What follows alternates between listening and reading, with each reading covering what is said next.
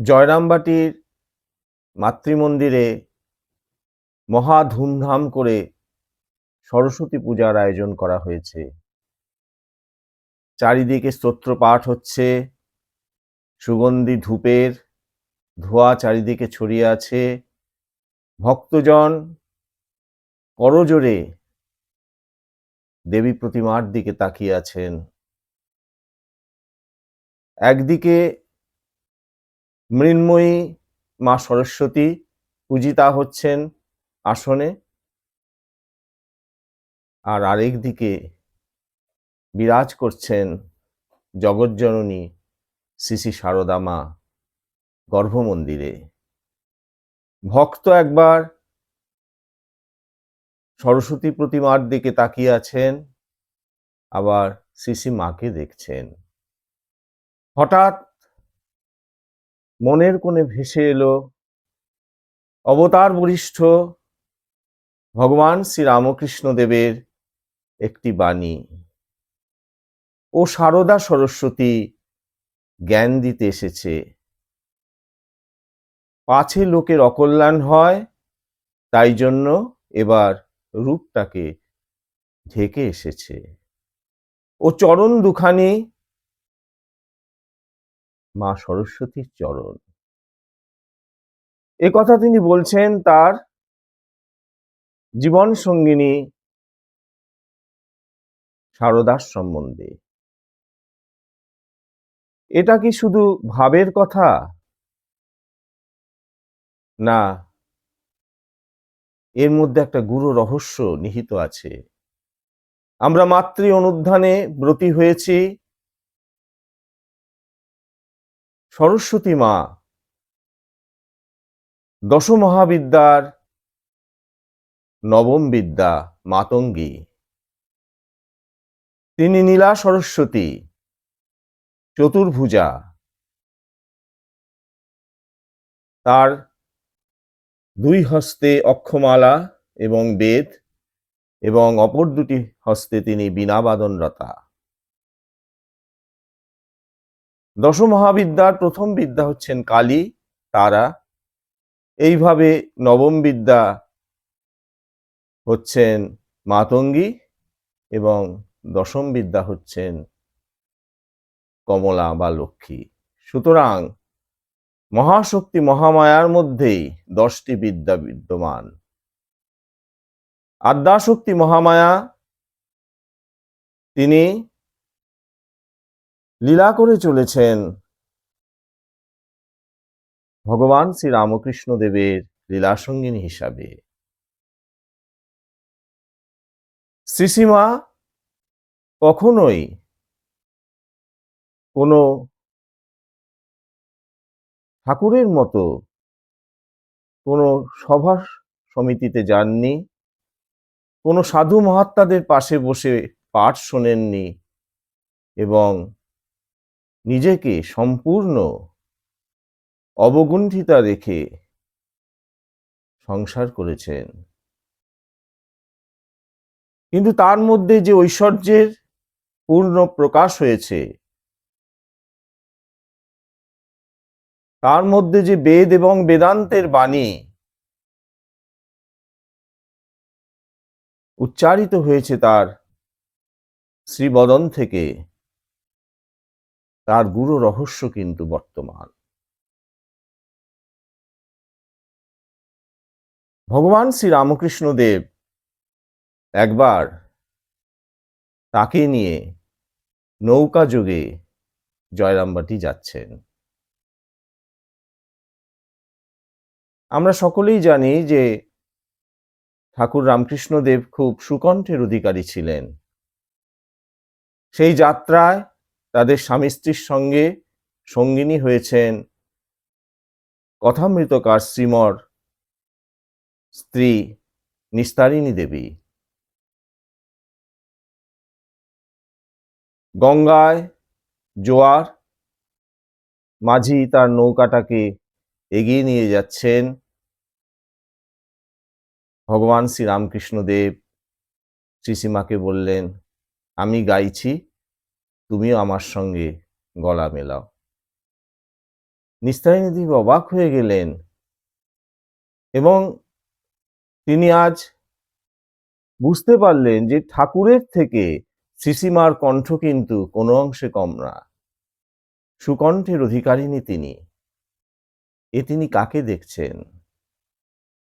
এ যেন স্বয়ং সরস্বতীর মুখনিসৃত সঙ্গীত, সপ্তসুরের খেলা চলছে।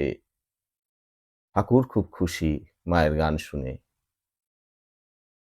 আরেক দিন ঠাকুরের অন্তর্ধানের পর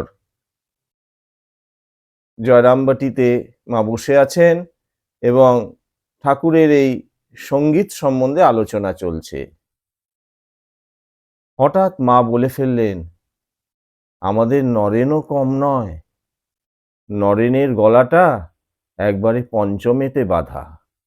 শুনে সবাই চমকে উঠলেন। মা এ কি বলছেন? মাকে বারংবার অনুরোধ করলেন, মা তুমি কি বলছো পঞ্চমেতে বাঁধা? অর্থাৎ সারে গামা পা। এই কথাটা তো তিনিই বলতে পারেন যিনি সঙ্গীত শাস্ত্র সম্বন্ধে তার জ্ঞান আছে, কিন্তু মা তো তার কোনোদিন প্রকাশ দেননি। মা বললেন, ওই একটা কথা বলে ফেললুম, তোমরাও সব ধরে নাও। নিজেকে আড়াল করে দিলে। সারদা সরস্বতী কিন্তু ধরা দিচ্ছেন না। যখনই কোথাও কীর্তনের আসর হতো বা কোনো ভক্ত গৃহে যদি লীলা কীর্তন হতো, সেখানে কিন্তু মাকে নিমন্ত্রণ করলে মা অবশ্যই যেতেন এবং বাগবাজারে এক ভক্তের বাড়িতে মাথুর কীর্তন শুনতে শুনতে মা সমাধিমগ্ন হয়ে যান। সঙ্গীতের ওপর তার প্রচন্ড আকর্ষণ। স্বনামধন্য আন্দুল কালী কীর্তনের ভক্তরা মাকে কীর্তন শোনাবার জন্য এসেছেন। মা উদ্বোধনের সেই মাতৃমন্দিরের দোতলার থেকে চিকের আড়ালে বসে গান শুনছেন। শুনতে শুনতে তিনি অভিভূত হয়ে গেলেন এবং যারা কীর্তন গাইছেন তাদের অনুরোধ করে পাঠালেন যে এই গানটা যেন আবার শোনানো হয়। তারা তো ধন্য হয়ে গেলেন মাকে তাদের কালী কীর্তন শুনিয়ে। এবং গান শেষ হয়ে যাওয়ার পর মা নিজে তাদের রান্না করে খাওয়ালেন। এক অদ্ভুত লীলা না?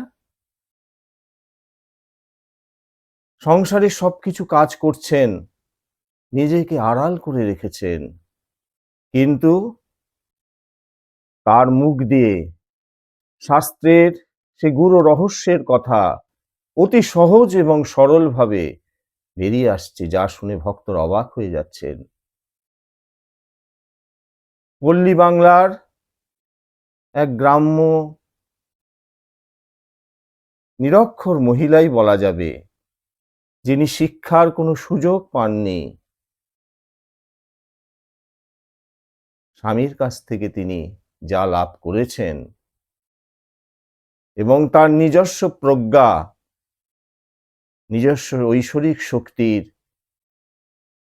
পূর্ণ প্রকাশ তিনি মাঝে মাঝে করে ফেলছেন, সেটাকে আড়াল করা যাচ্ছে না। কারণ তিনি যে মা সরস্বতী, মাতঙ্গী, চতুর্ভুজা, চতুর্বেদের অধিকারিণী, শ্বেত পদ্মমালায় বিভূষিতা, স্মিত হাস্যে তিনি জগৎকে মাতিয়ে রেখেছেন। তিনিই তারা, তিনিই ভৈরবী, তিনিই কালী, আবার তিনিই মা সরস্বতী। আরেকবার মা তার ব্রহ্মচারী ভক্তদের বললেন যে রাধুর জামাই মন্মথ আমার কাছে আবদার করেছে যে পিসিমা আমাকে একটা হারমোনিয়াম এনে দাও। এই রাধারানীকে মা সন্তান জ্ঞানে মানুষ করেছিলেন এবং খুব উচ্চ বংশে তার বিবাহ দিয়েছিলেন, যদিও রাধারানী বেশি দিন এই মন্মথর সঙ্গে সংসার করতে পারেননি। বড় লোকের খামখেয়ালি ছেলে গান বাজনা নিয়ে মেতে থাকেন। কলকাতায় এসেছেন পিসি শাশুড়ি অর্থাৎ আমাদের মায়ের কাছে এবং জামাই আবদার করেছে, মা সেটা পূরণ করবেনই। তিনি তাই ব্রহ্মচারীদের বললেন, বাবা তোমরা একটা ভালো দেখে হারমোনিয়াম এনে দাও তো, আমার জামাই শখ করে চেয়েছে। তারাও তো খুব আনন্দে টাকা নিয়ে গিয়ে হারমোনিয়াম কিনে নিয়ে এসছে এবং মা দেখে খুব খুশি। কিন্তু ব্রহ্মচারীদের ইচ্ছা তারা মাকে সেটি বাজিয়ে শোনান। ঠাকুরের আরতি হয়ে যাবার পর সেই ব্রহ্মচারী ছেলেরা মাকে অনুরোধ করলেন, মা ঠাকুরের কিছু ভজন গাইব। মা খুব খুশি, হ্যাঁ তোমরা করো। সেই গান শুনতে শুনতে মা আবার সমাধিমগ্ন হয়ে গেলেন। এই সঙ্গীতের প্রতি অনুরাগ, সঙ্গীতের গূঢ় রহস্য মার মুখ দিয়ে যখন উদ্গাত হতো, তখন ভক্তরা, যারা গুণী ভক্তরা, যারা সঙ্গীত শাস্ত্র সম্বন্ধে যাদের অভিজ্ঞতা খুব প্রচুর, তারা অবাক হয়ে যাচ্ছেন। একবার ঠাকুরের মহোৎসবে বেলুর মঠে আন্দুল কালী কীর্তন করছেন এবং রাজা মহারাজ স্বামী ব্রহ্মানন্দ, রামকৃষ্ণ মিশনের প্রথম প্রেসিডেন্ট মহারাজ, তিনি ঠাকুরের রাখাল, সেই গান শুনতে শুনতে শুনতে ভাবে নৃত্য করতে শুরু করে দিলেন এবং মাও বসে শুনছেন, তন্ময় হয়ে শুনছেন সেই কালী কীর্তন। হঠাৎ মা বললেন, গান থামাও, ঠাকুর এসে গেছেন। রাখালকে নিয়ে যেতে মা দর্শন করছেন, সেই রাখালের হাত ধরে ঠাকুর নৃত্য করছেন। রাখাল বুঝি এবার দেহত্যাগ করবে। কালী কীর্তন সেই সময় বন্ধ হয়ে গেল। সুতরাং যে মহাশক্তি বিভিন্ন পর্যায়ে বিভিন্নভাবে এই সঙ্গীতকে নিয়ে তার লীলাবিলাস করে গেছেন, তা আজও ভক্তজনের মনে বিরাট রেখাপাত করে। স্বামী অভেদানন্দ ঠাকুরের এক কৃতি, পার্শ্বদ সন্তান, মায়ের স্তোত্র রচনা করেছেন।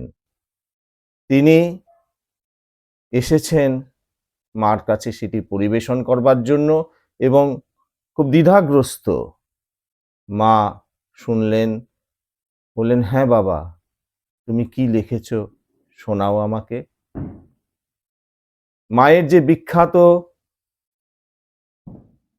গীত বা মাতৃপ্রণাম গীত, প্রকৃতিং পরমাম অভয়াং বরদাং, তিনি তার সুললিত কণ্ঠে সেটি মাকে শোনাতে শুরু করলেন। সেই স্তোত্র গান শুনতে শুনতে মা হঠাৎ স্তব্ধ হয়ে গেলেন। তার দু চোখে অশ্রুধারা বইতে লাগলো, মুখ হয়ে গেল জ্যোতির্ময়। সবাই স্তব্ধ হয়ে গেলেন। মহারাজ অভেদানন্দজি গান শেষ করলেন। কিছুক্ষণ পর মা তার মাথায় আশীর্বাদ করলেন, তোমার কণ্ঠে সরস্বতী বসুক। সরস্বতী যে তিনি নিজেই, প্রকাশ দিচ্ছেন না। জয়রামবাটির মাতৃমন্দিরে সেই সরস্বতী পূজার দিন যে মাতৃ নামের চারিদিকে মুখরিত, ভক্তজন অবাক বিস্ময়ে একবার দর্শন করছেন মা সরস্বতীকে, একবার শ্রী মায়ের শ্রী বিগ্রহকে। দুয়ে এক, একে দুই। আমরা ভাগ্যবান, আমরা গর্বিত, আমরা সারদা সরস্বতীর সন্তান। ওং জননীং শারদাং দেবীং রামকৃষ্ণং জগদ্গুরুং পাদপদ্মে তয়শ্চিত্তা প্রণমামি মুহুর্মুহু। সরস্বতী মহাভাগে বিদ্যে কমললোচনে বিশ্বরূপে বিশালাক্ষী বিদ্যাং দেহি নমস্তে। জয় মা, জয় মা, জয় মা।